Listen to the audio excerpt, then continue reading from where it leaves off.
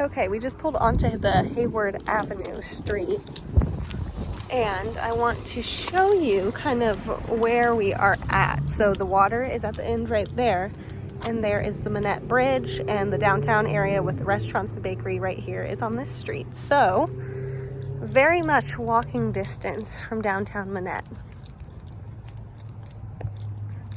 So we will walk up right here.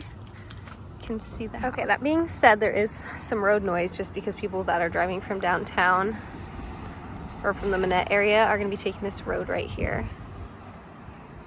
But super pretty. I'm sitting on the porch right now and I can see the bridge from here. And this is going to be a popular spot just based on the location alone. The house itself looks so cute. You have cement siding and then some wood going on. A little bit of cracking right there. We'll get that pre-inspection after we've done a tour. Paint in pretty good shape on these steps here. And then on the house itself, not necessarily newer paint job, but still, especially from afar, looks very cute. Really pops. Okay, and not surprising at all, it's just as cute when you walk in. This is gorgeous. Love the corner windows, a ton of natural light. You have the hardwood flooring, which looks in incredible condition, at least in this main living area here. As in, I'm not seeing like a ton of scratches or anything that stick out. When we get to the sides here, you can see it piecing away a little bit. And there's a kind of this area that's obviously been patched up right there. So we are on electric and it's forced air, so we see some vents like that. This is sewer connected and public water. So this is a nice sized living space. The total square footage is 876, so I would say it lives big. Like, this living room is really a nice space. And then you have these unique door frames. The shape of that is really pretty. Some built-ins also. See your temp control right there. Little seating area, breakfast area right here. Another corner window, and from here you can very easily see the Manette Bridge. So gorgeous. I smell some fresh paint, so they've done some interior painting. You have the vinyl flooring right here.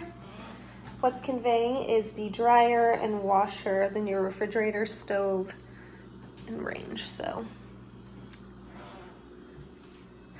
the kitchen, again, flooring is a little dated. They've done a cute job kind of sprucing it up with the white paint and the contrast with the countertop. Good amount of cabinetry for the size. This is a shorter fridge. I would say I'm a couple inches taller than it, and I'm at about 5'5", so not as big as you'd see, but I'm sure it definitely will work. Here's your washer dryer, then access to the outdoor space that we'll take a look at. A little bit narrow right here, but this is a nice laundry room tucked away. I'm going to walk through it so we can kind of get a feel of the flow, because now I am in the hall. So we went from the kitchen to that laundry area, and now we're back out in this hall by the main living space. You have a little closet right here. It goes back a little bit deeper than you would expect, I feel, but it is very narrow. This is a narrow door. And then here is one of the bedrooms. Again, I would say this is a fairly good size, considering the size of the house as a whole. Window to the backyard space. Here is a look at the closet.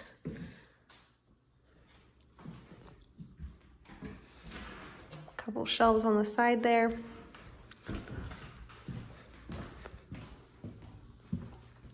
Off to the left is the bathroom. Some built-ins for storage right here. You have your tub, which does not look new. Definitely has some wear on it. And then a shower. Window into the back, and a little sink, vanity, situation. And then here is that other bedroom. See, they did the 2 nightstands. Then you have this size bed. Now, if you wanted to put a bigger bed, of course, you could. It might go in front of the window a little bit, but you could always pull it forward. You have some space right here.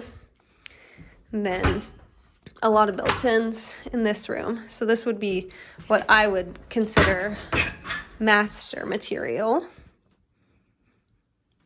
And let's go take a look outside. Okay, I'm gonna go out using this room by the kitchen. Didn't really point out the water heaters right here in the laundry space. So we go out this side door. You can see that's the gate to the front yard space. There are some power lines also, which is not uncommon, especially in this location. In the yard, we can go down here and it opens up into this yard space, which this is 4,800, just about 4,800 square feet of yard space. And I would say the layout lends itself well, just because it does feel bigger than some of those other ones that we've seen kind of right at that 0.11 acre spot. And then you have this outdoor sort of detached shop. So let's open this up. Okay, so here is a look at the garage. It is nice to have a covered parking space, so you would drive around the back of the house. And we'll see in the inspection. To me, it does not look like it is hooked up to be an electric garage, so you would have to manually open that.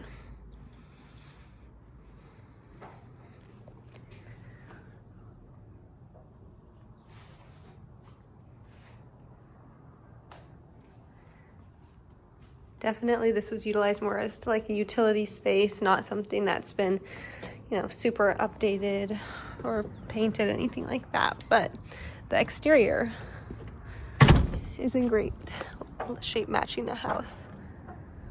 Looks really cute. And just to show you, you could turn in here on this kind of earlier turn off. And this is a look at the garage from the outside perspective. Okay, I'm gonna walk out and get one more shot of the front of the house, but not sure if I caught this cute detailing on the door that leads to that backyard. And then there's also a hole in the screening. So I wanted to point that out. Not a huge deal, but again, you're not here to see it, so. Okay, so one more better look at this front landscaping, which is super pretty in the house.